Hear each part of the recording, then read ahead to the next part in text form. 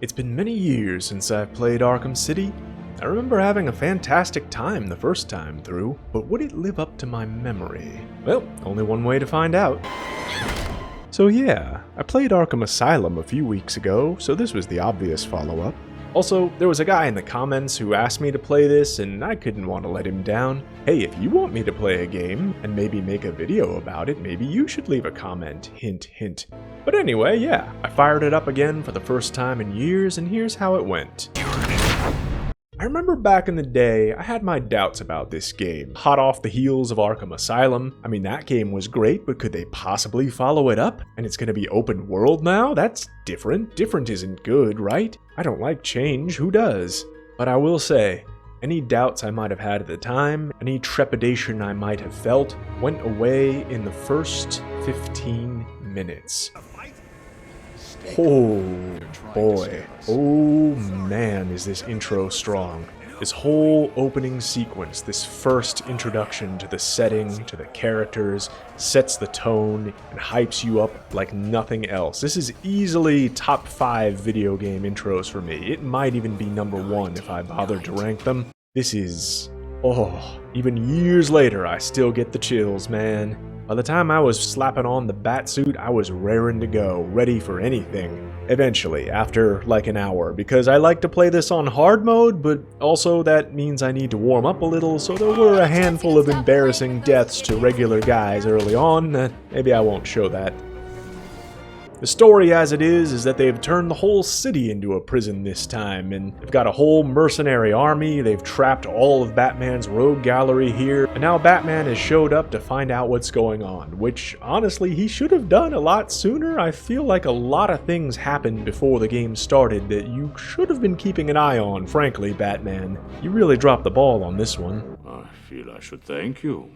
Anyway, now that he's here, he has to figure out what the heck is going on. He heads out into a swirling odyssey of gangsters and ninjas and Frankensteins and circus clowns. You know, actually, now that I say this out loud, it does kind of sound silly, doesn't it? But isn't that kind of the nice thing about comic book settings? You can have a ludicrous setup like that. You can mash all the silliness together that you want. It just kind of works. So, like I said, the new thing this time around is that it's open world, or open city. And one thing you should come to expect with that is that the story kinda meanders after a certain point. It starts strong, it ends strong, the middle kinda goes all over the place. That's just kinda the inevitable consequence of a story in an open world game, where you can't really control the pacing, but yeah, things get a little fragmented, and that's even before you get into all the side quests and distractions there are. Take your pick. You can carry on a flirtatious phone romance with a needy serial killer. You can do gliding challenges if you want, but don't because they suck and I hate them. You can save political prisoners from the violent prisoners, and luckily Batman just knows which ones are the violent ones and never winds up caving the wrong guy's skull in. That would be... No, I'm sure that doesn't happen. But most of the side quests in this game are the Riddler, which, good lord, can we just medicate this guy already? This is insane. He's covered this entire city in mechanisms and trophies and agents, and frankly, you kinda have to wonder, why didn't Batman do anything like this? If you had hired a few guys on the inside to keep you in the loop, maybe you wouldn't have to brutalize so many people at the 11th hour just to figure things out. Good lord, the Riddler must have more resources than the friggin' Wayne Foundation at this point. How do you even build all this? Where do you get the money, dude, let alone the time? I don't know. Never mind. You don't even have to do the side quests, really. You can just enjoy the simple pleasures of the city. You can glide around, take in the night air. Although it is winter in the game, it probably gets pretty chilly. I wonder if Batman has like a winter batsuit with earmuffs or something. You can listen in on the radio chatter of everyone, hear the thugs talk about their lives, their jobs, their aspirations, their perpetual terror that some lunatic in a batsuit might drop out of the sky at any moment and ruin their day. Then make their dreams come true by doing just that. Still, it's nice to see them make friends.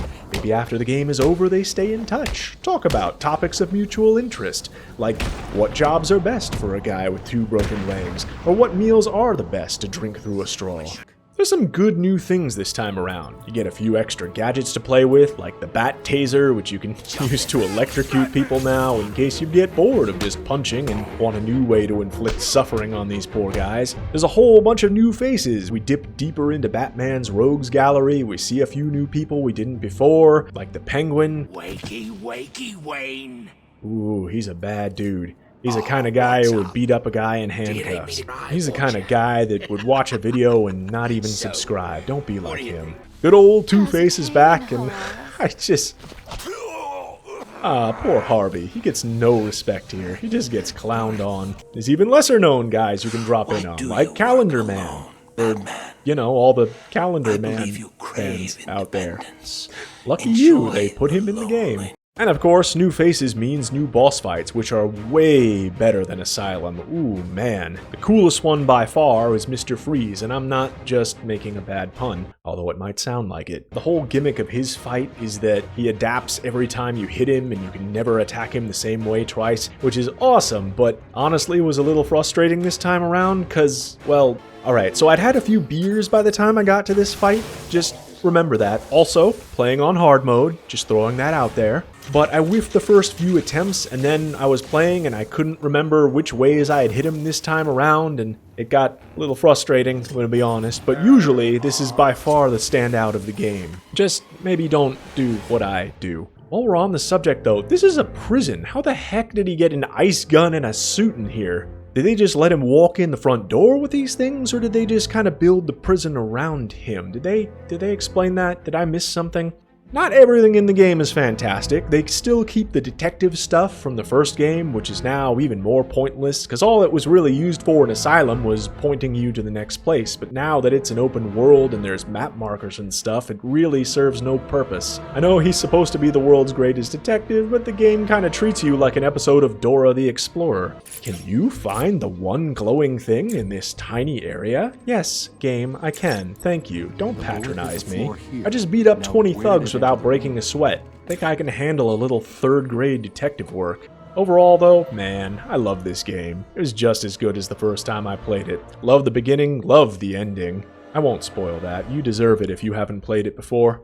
For my money, I like it a lot better than Asylum, though I do acknowledge that there's a little contention there. I mean, it really did set the structure for the series moving forward in that Night, and I think Origins too are also open world, which I get that you maybe wouldn't have liked so much if you liked Asylum for being more enclosed and structured and linear and better paced. So if you're one of those people that still feels like Arkham Asylum was the best of the series, I get it. I don't agree, but I get it. So yeah, I'll probably keep playing these games. I might play Origins next, because I've actually never played that one. I'll probably take on Arkham Knight again at some point too, but that one has a huge install size, and I don't have a big hard drive right now, so that might take a little technical finagling to make that work, but I'm definitely down. But yeah, let me know what this game means to you. I'd like to hear if you have any thoughts, any nostalgia. But that's all I had for this one. I'm off to play something else now.